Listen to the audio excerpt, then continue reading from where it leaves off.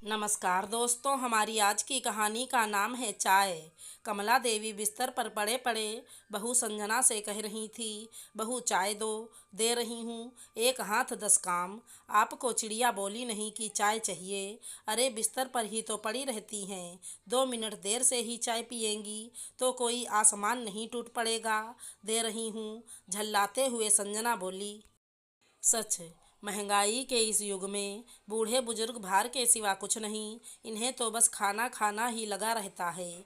मन ही मन सोचते हुए संजना ने चाय बनाई। अदरक ज़्यादा दूध डालकर 2 कप स्पेशल चाय बनाकर कप में डाल अलग रख ली। फिर उसी अदरक चाय पत्ती वाले पैन में 1 कप पानी डालकर गरम कर थोड़ा चीनी थोड़ा दूध डालकर दूसरे कप में चाय बनाकर कमला देवी को पहुंचा दी। स्पेशल चाय लेकर वह पति रितेश के साथ चाय की चुस्की लेते हुए सासू माँ के बुढ़ापे वाले व्यवहार पर मीन मेख निकालने लगी। बेचारी कमला देवी उस पानी जैसी चाय से ही संतुष्ट हो जाती। अब वह जमाना तो नहीं कि बूढ़े को 4 टाइम इज्जत से खाना चाय वगैरह मिल जाए। कमला देवी को थोड़ी थोड़ी देर पर भूख लगती थी। रितेश उन्हें अलग से बिस्कुट लाकर दे देता था।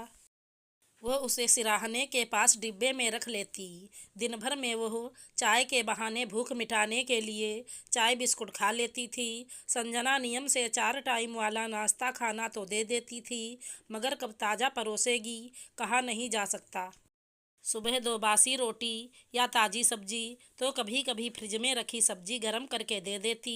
अब शरीर बूढ़ा हुआ, स्वाद परखने की क्षमता तो बूढ़ी नहीं हुई। कमला देवी मुंह से कुछ नहीं कहती, चुपचाप जो मिला खा लेती थी। आज संजना की माँ मालती जी आई थी सप्ताह भर के लिए। वो बहुत नेक दिल महिला थी। माँ बेटी का स्वभाव एकदम विपरीत।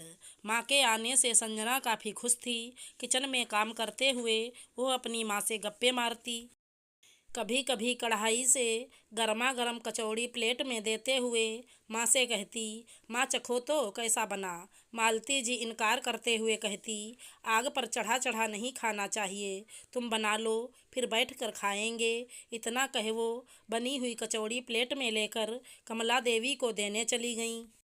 आज सुबह सुबह संजना स्पेशल चाय बना रही थी। वह माँ से पूछी, माँ चाय ला रही हूँ, अभी नहीं, मैं उठती हूँ फिर देना। इधर कमला देवी अपने कमरे से रोज की भांति आवाज़ दी, बहू चाय। संजना आदतन पैन में पड़े चाय पत्ती में पानी डालकर सासू माँ को पहुँचा दी। मालती जी अपनी प्याली वहीं रख उनको बिस्किट निकाल कर दी। फिर अपना वाला ही चाय का प्याला उन्हें बढ़ा दी और उनका प्याला ले चुस्की भरने लगीं। छी, पानी जैसी चाय। वह पूछी, यह चाय ही था कि? चाय ही थी समधन जी, कमला देवी बोली। मालती जी को अपनी बेटी की करनी समझ में आ गई। उन्हें बहुत दुख हुआ। रितेश छोटा बेटा था कमला देवी का। बड़ा बेटा अब दुनिया में नहीं रहा, इसलिए वह छोटे बेटे रितेश के पास रहती थी। लेकिन संजना को उसकी सासू माँ बोझ के सिवा और कुछ नहीं लगती थी। वो हमेशा उन्हें झिड़क कर जवाब देती। उन्हें कमरे से निकलने की इजाज़त नहीं थी। अटैच वाशरूम वाले कमरे में पड़ी पड़ी वह अपनी ज़रूरत की चीज़ मांगती। आज सुबह मालती जी सवेरे उठी। संजना ने आवाज़ दी, माँ चाय लाऊं? हाँ।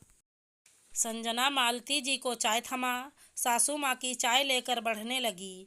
मालती जी संजना का हाथ पकड़ते हुए बोली, वो तुम्हारे पति की माँ हैं, बूढ़ी हैं, उन्हें ऐसी चाय देकर तुम क्यों पाप ले रही हो? माँ तुम नहीं जानती, ये बुढ़िया घंटे घंटे में चाय मांगती है, अब कितनी बार स्पेशल चाय बनाई जाए। बुढ़ापे में भूख ज़्यादा लगती है, तुम उन्हें समय से नाश्ता खाना दो, घूमने फिरने दो, पेट भरा रहेगा तो वो ज़्यादा चाय मांगेगी ही नहीं। मगर तुम तो उन्हें एक कमरे में कैद कर दी हो। बुढ़ापा सभी पर आएगा, यह एक निश्चित बात है। सोचो कल तुम्हारे साथ ऐसा होगा तो तुम्हें कैसा लगेगा। माँ की बात सुन संजना ग्लानि से भरी उठी। अब उसके बच्चे भी जो बाहर रहकर नौकरी की तैयारी कर रहे हैं, ब्याह योग्य हो गए हैं, कहीं उसकी बहू उस जैसी हुई तो। आज कमला देवी की आवाज़ से पहले ही संजना स्पेशल चाय लेकर खड़ी हो गई थी, साथ में मालती जी भी। कमला देवी के बिस्किट निकालने से पहले संजना बिस्कुट का डिब्बा उठा ली। उसमें चींटियां लगी हुई थी, तो सासू माँ नज़र कमज़ोर होने के कारण चींटी लगी बिस्किट ही खाती थी। संजना को काफ़ी ग्लानि हुआ। वो किचन से लाकर बिस्किट कमला देवी को दी। आज स्पेशल चाय बिस्किट देखकर कमला देवी की आंखें भीग गईं। मालती जी उनके साथ चाय लेने के बाद बोलीं, समधन जी बाहर घूमने चलेंगी? कमला देवी संजना की ओर देखी। जूठा प्याला उठाते हुए संजना बोली, माँ जी वाकर की सहायता से थोड़ा घूम आइए। कमला देवी मालती जी को कृतज्ञता भरी नज़रों से देख रही थी। देर आए दुरुस्त आए। एक माँ ने अपनी बेटी को उसकी गलती की याद दिला सुधरने को प्रेरित किया। आशा करती हूँ हमारी कहानी अच्छी लगी होगी। धन्यवाद दोस्तों।